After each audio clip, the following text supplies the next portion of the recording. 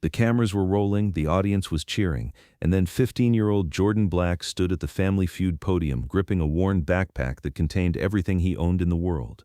When Steve Harvey asked about challenges nobody knows you face, Jordan's response, delivered with the quiet dignity of someone who had learned to survive in shadows, made the entire studio fall silent as they realized they were looking at a young man who had been fighting a battle for basic survival while maintaining the appearance of a normal teenager. "Not knowing where I'll sleep tonight," Jordan had said simply, his voice steady despite the weight of admitting a secret he had kept hidden from everyone at school, everyone who thought they knew him, everyone who had no idea that behind his perfect attendance and quiet demeanor was a daily struggle just to find a safe place to rest. Jordan Black had been homeless for 8 months, ever since the night his mother had relapsed into addiction and disappeared with her boyfriend, leaving 15-year-old Jordan alone in an apartment they couldn't afford with unpaid rent notices and no way to contact any family members who might help.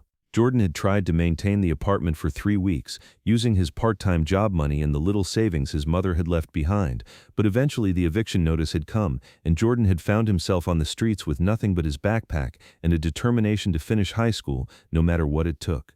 The path to homelessness had been gradual, then sudden. Jordan's mother, Linda Black, had struggled with substance abuse for years, cycling through periods of sobriety and relapse that had defined Jordan's childhood with uncertainty and fear. They had moved frequently, always one step ahead of eviction notices or one crisis away from losing their temporary stability. Jordan had learned early to be self-sufficient, to not rely on adults who might not be able to care for him, to find ways to take care of himself when the people who were supposed to protect him couldn't manage their own lives. When Linda had entered rehab for the 3rd time when Jordan was 14, he had lived with a neighbor family for 6 weeks until she completed the program.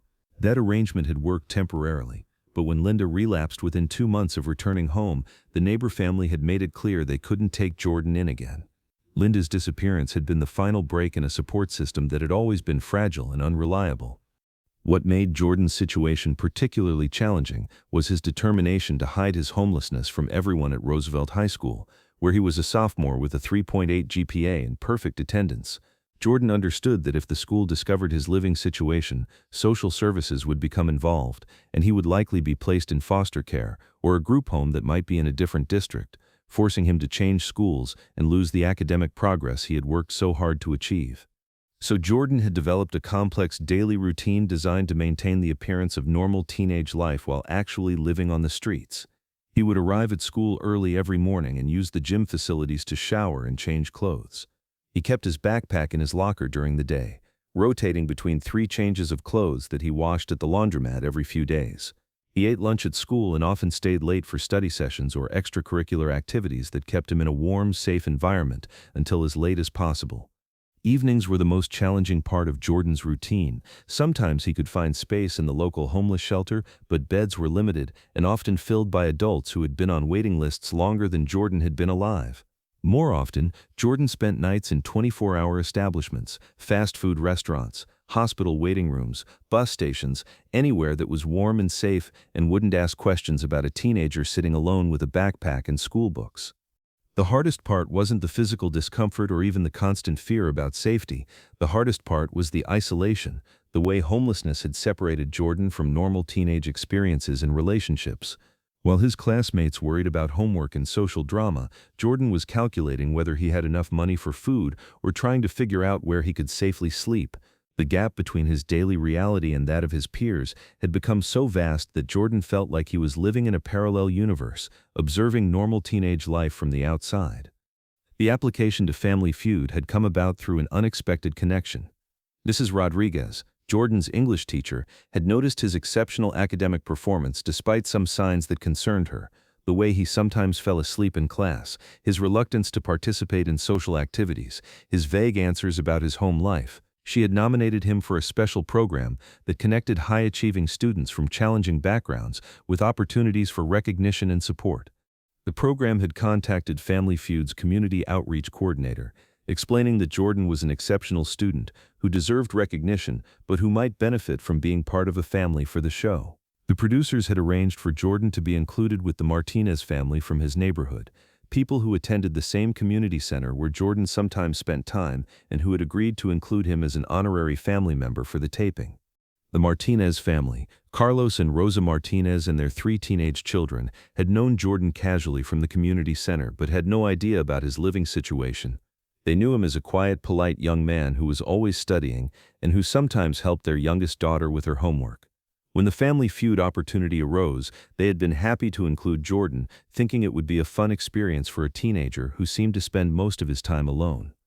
During the pre-show preparations, Jordan had been quiet and observant, grateful for the opportunity, but nervous about being on television and potentially exposing aspects of his life he worked so hard to keep private. The production team had been impressed by his maturity and politeness, attributing his serious demeanor to shyness rather than understanding the weight of responsibility and survival that he carried every day. The game had been proceeding well. The Martinez family was competing against the Thompson family from Arizona, and both sides had been playing with enthusiasm and good humor. Carlos Martinez had provided solid answers about work and family life. Rosa had contributed knowledge about household management, and the Martinez teenagers had shown their expertise in pop culture and technology. Jordan had been positioned at the end of the family podium, where he could participate when he felt comfortable, but wouldn't be pressured to perform beyond his comfort level. Jordan had been enjoying the experience more than he had expected. The warmth and energy of the Martinez family had reminded him of what family stability looked like, and Steve Harvey's humor and genuine interest in the contestants had created an atmosphere that felt safe and welcoming. For a few hours, Jordan had been able to forget about his daily struggles and simply enjoy being a teenager participating in a fun family activity. But when it came time for the category Challenges Nobody Knows You Face, and it was Jordan's turn at the buzzer, the question had struck at the heart of the secret he had been carrying alone for 8 months. Steve Harvey had approached the podium with his usual warm energy, but something about Jordan's serious expression and the way he gripped his backpack had made Steve pause and soften his tone. "All right, Jordan," Steve had said gently, "challenges nobody knows you face, what comes to mind?" Jordan had looked at the Martinez family, who had been so kind to include him, then at Steve, who was waiting with patient attention. In that moment, Jordan had made a decision that terrified him but that he somehow knew was necessary. "Not knowing where I'll sleep tonight," Jordan had said quietly, his words carrying across the studio with surprising clarity. The studio had fallen into complete silence, not the typical quiet of a game show pause, but the stunned silence that comes when people suddenly understand they've heard something that changes everything. Steve had looked at Jordan with an expression that mixed shock with immediate concern. "Jordan," Steve had said carefully, "can you tell me more about that?" Jordan had hesitated for a moment, then seemed to make a decision to trust in the kindness he had experienced from the people around him. "I've been homeless for 8 months, Jordan had said, his voice stronger now that the secret was out. "My mom disappeared, I got evicted, and I've been trying to finish school while living on the streets. Nobody knows because I didn't want to get taken away from my school or put in a system that might make everything worse." The impact of Jordan's words had been immediate and profound. The Martinez family had looked stricken, suddenly understanding why this polite, serious teenager had always seemed older than his years. Steve Harvey had set down his cards and approached Jordan with the kind of focused attention that made it clear this was no longer about entertainment. "Jordan," Steve had said, his voice filled with respect and concern, "how have you been managing school while dealing with homelessness?" "I get to school early to shower and change clothes," Jordan had explained matter-of-factly. "I keep my stuff in my locker. I stay late for study sessions or just to be somewhere warm and safe. I sleep wherever I can, shelters when there's space, 24-hour places when there isn't. I work a part-time job on weekends to pay for food and laundry." Steve had looked around the studio, taking in the faces of audience members who were clearly moved by Jordan's story, then back at this remarkable young man who had been surviving impossible circumstances with grace and determination. "And your grades?" Steve had asked. 3.8 GPA. Jordan had replied with quiet pride. "Perfect attendance. I'm not going to let being homeless stop me from graduating and going to college."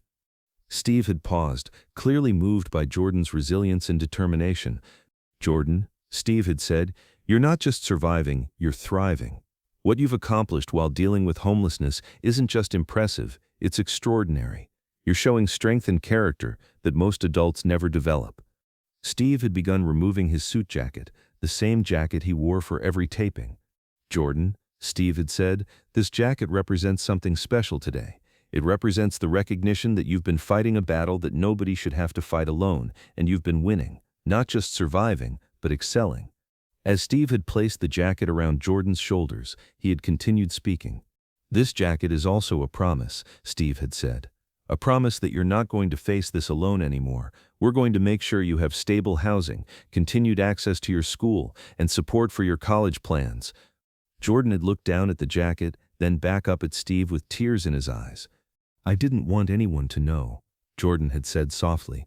"I was afraid they'd think less of me or take me away from my school." "Jordan," Steve had replied, "anyone who thinks less of you for surviving homelessness while maintaining a 3.8 GPA doesn't understand what strength looks like. What you've done is heroic." Steve had turned to address the studio audience. "Ladies and gentlemen," Steve had announced, "Jordan Black has been attending school every day, excelling academically and maintaining his dignity and hope while facing homelessness at 15 years old. That's not just courage, that's the kind of determination that changes the world." The game had resumed, but it had been transformed. Both families had played not for themselves but for Jordan, celebrating every point as a victory for a young man who had already overcome more challenges than most people face in a lifetime. Jordan had answered one more question during the episode, and his response had become one of the most memorable moments in the show's history. When Steve had asked about things that give you hope, Jordan had looked around the studio at all the faces showing him kindness and support, and said simply, "Knowing that people care, even when you think you're invisible." The episode had ended with Jordan wearing Steve's jacket, surrounded by the Martinez family who immediately began making plans to help him, while the studio audience gave him a standing ovation that honored not just his survival, but his refusal to give up on his dreams, despite impossible circumstances. After the cameras stopped rolling, Steve and the production team had worked with local social services and housing organizations to ensure that Jordan had immediate access to stable housing that would allow him to continue attending his current school. The show had also established a scholarship fund to support Jordan's college aspirations and had connected him with mentorship programs for homeless youth. The Martinez family had insisted on formally welcoming Jordan into their lives, providing him with the kind of family support system he had never experienced. Rosa Martinez had told Jordan that he would always have a place at their dinner table and a family who cared about his well-being and success. The episode aired 2 months later and sparked a national conversation about youth homelessness, the hidden struggles of students living in poverty, and the importance of supporting educational opportunities for young people facing housing instability. Jordan had kept Steve's jacket as a symbol of the moment when his isolation ended and his support system began. More importantly, he had kept his determination to succeed, using the stability and support he had gained to excel even further academically and to help other homeless youth navigate the systems and resources available to them. Steve Harvey had learned something profound about the hidden struggles that young people face and the extraordinary resilience that allows some teenagers to thrive even in the most challenging circumstances. Jordan had taught him that heroism isn't always loud or dramatic. Sometimes it's quiet, determined, and focused on simply refusing to give up on the future, despite present hardships. The jacket that Steve had given Jordan became a treasured possession, but its real value was in representing the moment when a homeless teenager's invisible struggle became visible, when his determination was recognized and celebrated, when a community rallied around a young man who had been carrying an impossible burden alone. Because that's what hope looks like when it refuses to die despite impossible circumstances. That's what strength sounds like when it speaks quietly but persistently. And that's what happens when a 15-year-old boy teaches an entire television audience that homelessness is not a character flaw, but a circumstance, and that the human spirit can thrive even when the basic need for shelter remains unmet.